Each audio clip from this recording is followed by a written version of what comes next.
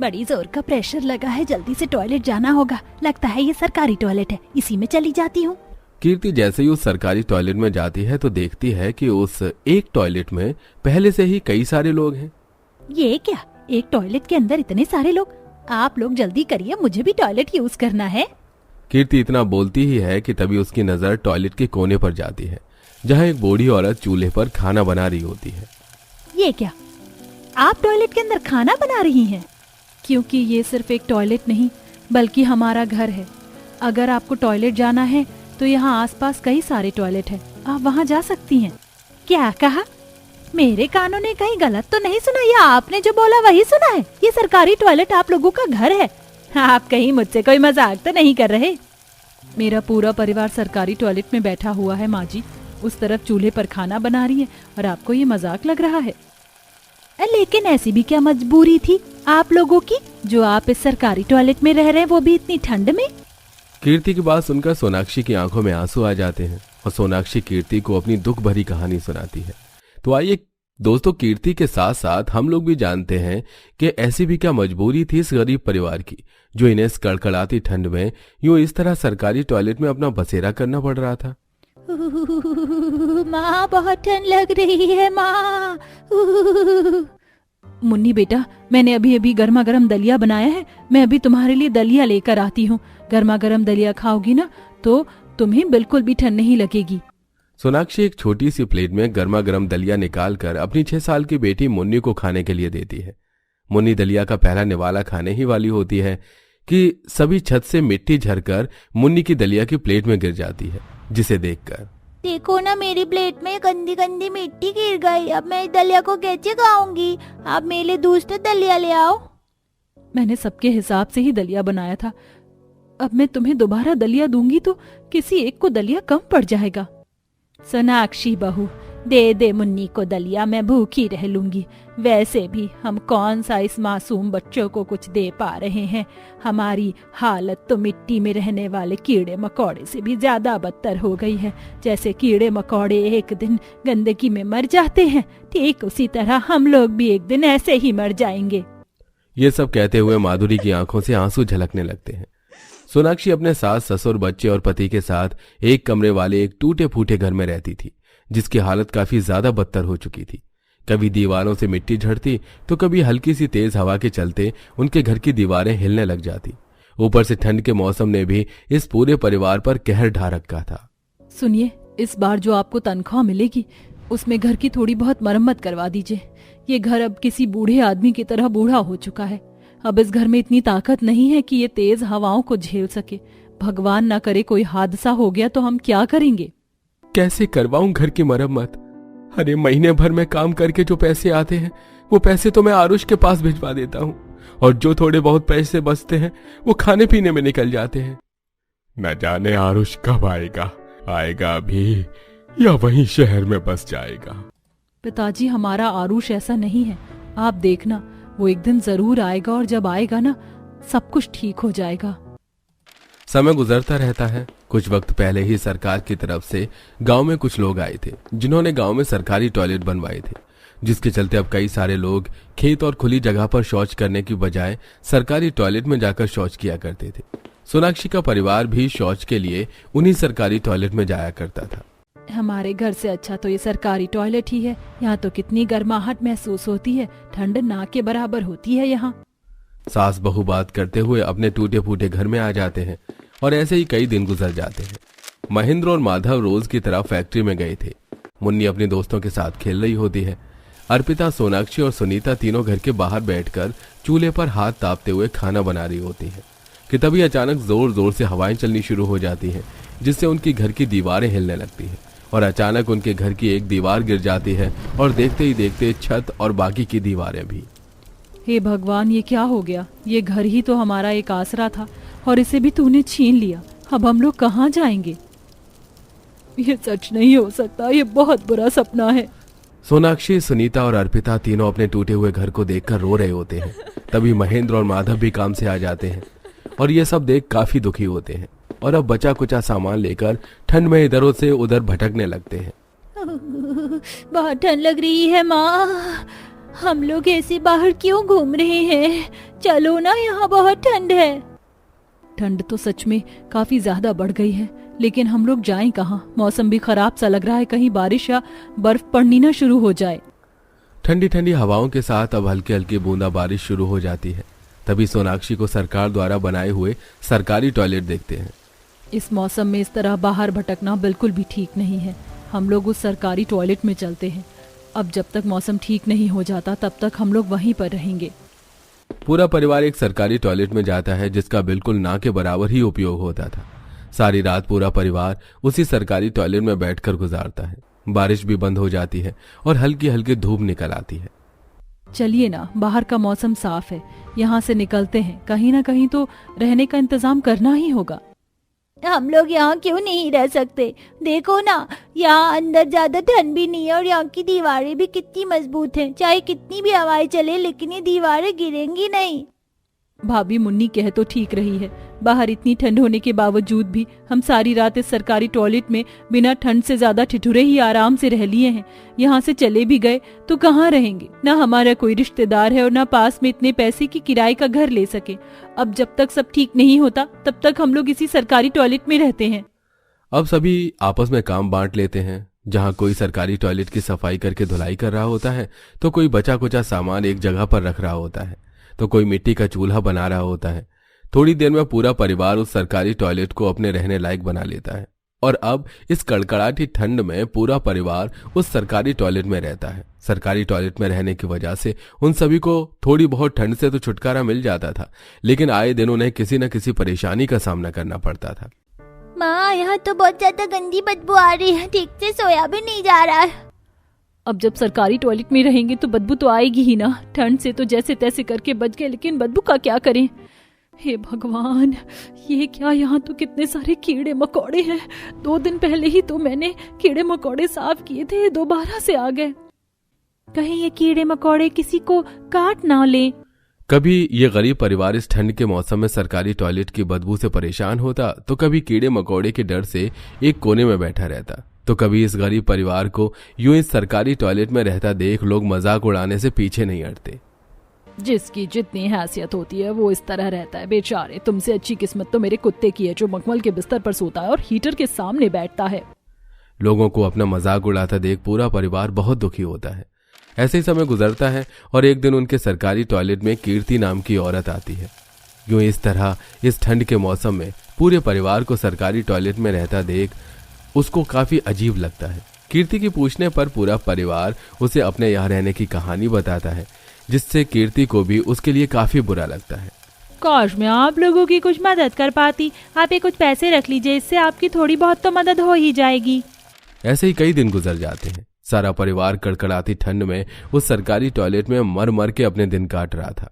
तभी आरुष शहर से गांव लौट के आता है।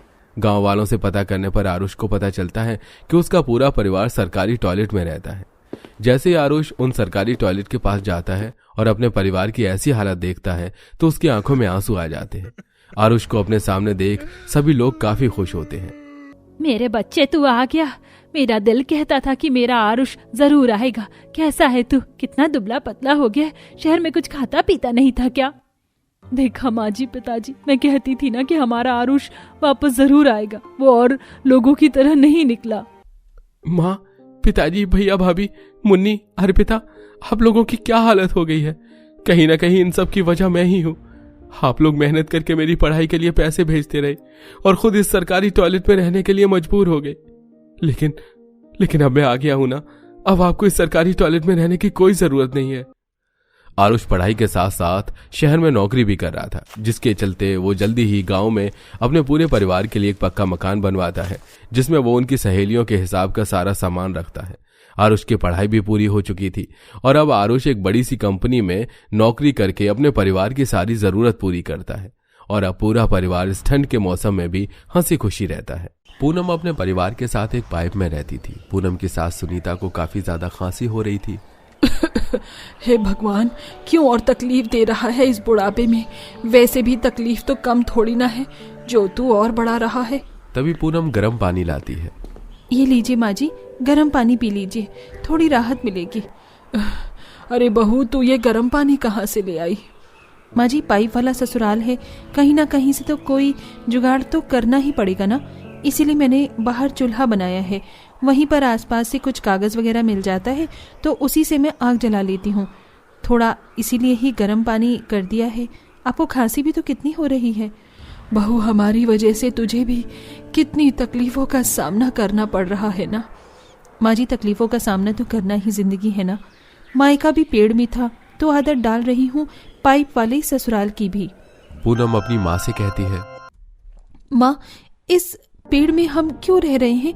आपको पता है कुछ भी खाना बनाना हो तो बाहर जाना पड़ता है, कहीं आग लग जाए, पेड़ है, लकड़ी है, जल सकती है ना।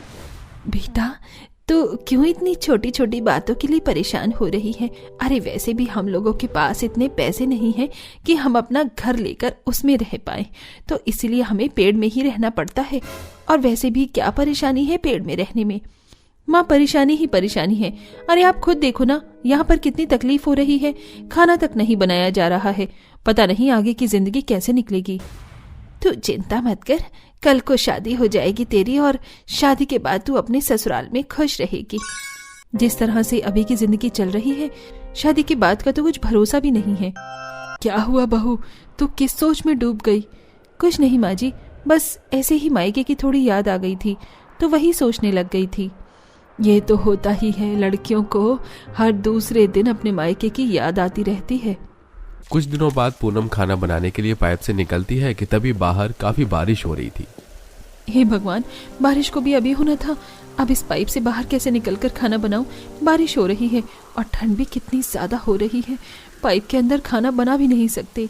भाभी, आप क्यों इतनी चिंता कर रही हो? थोड़ी देर में बारिश रुक जाएगी तो खाना बना लेना। मुझे तो नहीं लग रहा कि बारिश को देखकर कि ये थोड़ी देर में भी रुकने वाली है। देखो, जाकर बाहर इतनी देर से बारिश हो रही है, थोड़ा थोड़ा पानी भी भरने लग गया है। भाभी, बारिश का तो रोज का है, पाइप थोड़ी ऊपर ऊंचाई पर है इसलिए पानी अंदर नहीं आएगा, आप इतनी चिंता मत करो। चिंता तो होती ही है ना, अब पाइप वाला ससुराल है, पाइप में कितनी सारी परेशानियां होती हैं। एक परेशानी को हम अनदेखा भी कर दें, लेकिन बाकी की परेशानियों को तो अनदेखा नहीं कर सकते ना। हाँ बहू, तू बिल्कुल सही कह रही है, लेकिन तू चिंता मत कर, थोड़ी देर में बारिश रुक जाएगी, फिर खाना बना लियो। काफी देर तक इंतजार करने के बाद भी बारिश नहीं रुकती, लेकिन पूरा चूल्हा गीला हो चुका था। हे भगवान, चूल्हा तो पूरा गीला हो चुका है, अब खाना कैसे बनेगा? बारिश भी नहीं रुकी है, हमें चूल्हे पर पन्नी डाल देनी चाहिए, कम से कम चूल्हा तो नहीं गीला होता ना। भाभी, कोई बात नहीं, आप इतनी चिंता मत करो, रुको, मैं अभी दूसरा चूल्हे का इंतजाम करती हूँ। दूसरा पाइप है ना, उसमें दूसरा सूखा चूल्हा है, वहीं खाना भी बना लेते हैं, क्योंकि बाहर तो बारिश हो रही है। ऐसा भी है क्या, हमारे पास दूसरी पाइप में हमारा चूल्हा है? हाँ भाभी, अब कहीं ना कहीं से तो जुगाड़ करना ही पड़ेगा ना। हाँ, जब पाइप वाला ससुराल होगा तो कहीं ना कहीं से तो कोई तो जुगाड़ करना ही पड़ेगा ना। पर अच्छी बात है, कुछ जुगाड़ काम में भी आ जाते हैं। माँ देखो, बाहर बारिश हो रही है और हमारे पेड़ वाले घर में पानी भर आया है, अब खाना कैसे बनेगा और हम यहाँ पर कैसे रहेंगे? तू क्यों छोटी छोटी बातों के लिए परेशान होती है? अरे हम पेड़ में रह रहे हैं तो यहाँ पर पानी तो आएगा ही ना। वैसे भी हमें जैसे खाना जरूरी है वैसे पेड़ के लिए पानी भी उतना ही जरूरी होता है। मैं एक काम करूँ ना, फिर पेड़ को ही पानी दे देते हैं और हम यहाँ से चले आते हैं, क्योंकि अगर पानी यहाँ आएगा तो हमें सोने के लिए भी तो दिक्कत होगी। वो नहीं दिखता है क्या? अरे हाँ, दिख रहा है, कोई बात नहीं। देख, ऐसे पेड़ के ऊपर हम थोड़ा बिस्तर बना देते हैं ताकि हम ऊपर ऊपर के हिस्से में सो जाएं और पानी जो भी हो वो नीचे के हिस्से में ही रहे। वाह माँ, परेशानियों से निपटना तो कोई आपसे सीखे। बेटा, परेशानियों से नहीं निपटना बल्कि हर परिस्थिति में खुद को ढालने की आदत होनी चाहिए, जरूरी है। ठीक है माँ, मैं समझ गई आपकी बात। चलिए लकड़ लेकर आते हैं ताकि हम पेड़ के बीच में अपना घर बनाएं। भाभी, खाना बन गया क्या? आप भी कितना परेशान रहती हो। सच में मैं कुछ ज्यादा ही सोचती हूँ। अरे परेशानियां तो हो ही रही है ना, परेशानियों को हल्ला मचाने से वो ठीक थोड़ी ना हो जाएंगी। इसी तरह से पूनम को ठंड में काफी ज्यादा परेशानी हो रही थी। कुछ दिनों बाद काफी ज्यादा धूप थी। माँ जी, बाहर आ जाइए, आज तो काफी ज्यादा अच्छी धूप हो रखी है।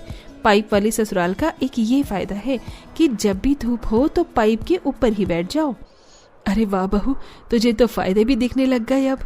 माँ जी, हर बार नुकसान ही थोड़ी ना देख सकते हैं, अच्छा आप सभी यहीं बैठो, मैं कपड़े धो लेती हूँ, थोड़ा पानी है।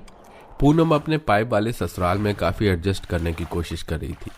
कुछ दिनों बाद पूनम की नंद कहती है, भाभी मैं क्या करूं, मेरी कुछ सहेलियां हैं जो स्कूल के समय से हैं, वो कह रही हैं कि वो मेरे घर आना चाहती हैं, लेकिन अब पाइप वाले घर में मैं अपनी सहेलियों को कैसे बुला सकती हूँ? ये तो सच में बहुत बड़ी परेशानी है। वो आएंगी तो मजाक भी तो बनाएंगी ना, और ऐसे ही कोई हमारे घर का मजाक बनाए तो किसी को बर्दाश्त नहीं होता। यही तो मैं भी सोच रही हूँ भाभी कि करूँ तो क्या करूँ। क्या मैं मना नहीं कर सकती, क्योंकि वो कब से हमारे घर आने के लिए कह रही हैं। कोई बात नहीं, तुम चिंता मत करो, हमारे पाइप वाले घर के बाहर इतनी जगह है ना, हम वहाँ पर दरी बिछा देंगे। धूप में वो लोग धूप सेकेंगे और वहीं पर बैठ जाएंगे, उन्हें भी अच्छा लगेगा। और खाने का क्या? और उसके साथ साथ कुछ भुट्टे पड़े हैं, उनको मैं उबाल दूंगी या फिर भून दूंगी, मसाला लगा कर खा लेंगे। पूनम के कहे अनुसार जूही वैसे ही करती है। अगले दिन जूही की सहेली आती है। अरे मुझे नहीं पता था कि पाइप वाले घर में इतने मजे से रहती हो तुम लोग। ये सब मेरी भाभी का कमाल है। धूप कितनी ज्यादा अच्छी हो रही है ना। सच में धूप तो बहुत अच्छी हो रही है, और यहाँ पर तो सीधा धूप आ रही है, और ये सर्दियों में भुट्टे खाकर मजा ही आ गया। अरे पूनम, तुझे कितनी बार कहा है कि खाने को ढक कर जाया कर। क्या हुआ माँ, अब क्या हो गया? अरे गिलहरी ने खाना झूठा कर दिया और गिरा भी दिया। माँ मैंने आपसे कितनी बार कहा है कि हमें कहीं और रहना चाहिए, आप मानती क्यों नहीं हो? अरे जो खाना बनाते हैं उसी समय खत्म ना हो तो गिलहरी या कोई जानवर आकर मुंह मार जाता है। अरे तो क्या हुआ, हम उन लोगों के ही घर में रह रहे हैं, क्योंकि ये हमारा तो है नहीं। पेड़ में इंसान थोड़ी ना रहते हैं, जानवर पशु पक्षी ही रहते हैं। कोई बात नहीं। हाँ माँ, यही कहना पड़ेगा कि कोई बात नहीं। खैर छोड़ो। भाभी आप सच में कमाल की हो, कहीं भी कैसे भी रहने के लिए आप जुगाड़ तो निकाल ही लेती हो। जूही की सभी दोस्त काफी खुश होकर जाती हैं। कुछ दिनों बाद अंकित खुश होकर घर आता है। मेरी नौकरी में इजाफा हुआ है, मेरी पोस्ट बढ़ गई है, और वहाँ एक हेल्पर की भी जरूरत है। माँ जी लगता है अब हमारे बुरे दिन खत्म होने ही वाले हैं। आज ही सरकार ने बड़ी वाली पाइप भी यहाँ रखवाई है, जिसमें अब हम आराम से रह सकते हैं, और अंकित जी का काम भी अच्छा चल रहा है। अंकित जी हेल्पर के लिए मैं काम कर सकती हूँ। हाँ बिल्कुल, चाय पानी देना है, बस ज्यादा नहीं। देख रही है ना बहू, तू हमेशा ही कमियां निकाल रही थी, लेकिन जहाँ तूने खुद को समझाना शुरू किया वहीं से सब अच्छा होने लगा। हाँ भाभी, ये बात तो आपको माननी चाहिए। हाँ आप सब बिल्कुल सही कह रहे हो। पेड़ वाला मायका था, लेकिन हमेशा पाइप वाला ससुराल शायद नहीं रहेगा। पूनम और अंकित दोनों ही काफी ज्यादा मेहनत करते हैं, और अब उनका काम भी अच्छा चलने लगा था। कुछ दिनों के बाद दोनों पति पत्नी मिलकर अपना एक किराए पर घर ले लेते हैं। माँ जी ससुराल में जब मैं आई थी तब वो पाइप वाला ससुराल था, लेकिन अब देखो, अब यहाँ हमारा अपना घर है। ये सब तुम्हारी वजह से ही हुआ है। जब से तुम आई हो हमारे घर के हालात बदलना शुरू हो गए। मेरी वजह से नहीं, बल्कि हमारी वजह से। इसी के साथ पूनम का ससुराल अब पाइप वाला न रहकर घर होता है, जहाँ वो खुशी खुशी रहती है। तो दोस्तों कैसी लगी आपको हमारी कहानी? हमें कमेंट बॉक्स में कमेंट करके जरूर बताइए।